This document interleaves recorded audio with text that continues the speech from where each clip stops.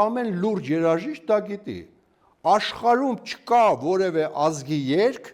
որ կարող է կանգնի Կոմիտասի գրառած երգերի կողքին։ Չկա աշխարհում, ամբողջ երկրագնդում։ Եթե դուք վերցնեք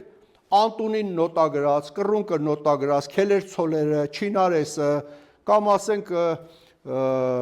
Հովարեքը եւ տանեք Լոռու Գութաներգը, այդ նոտաները տանեք տակ մի հատ երաժիշտի, որը իր ազգի երաժշտության մասնագետն է, ժողովրդական, ու ասեք սրա կողքին բեր նոտագրած դիր, ինձ հեքիաթ մի պատմի, ինչ ունեք, դուք ինչ լավն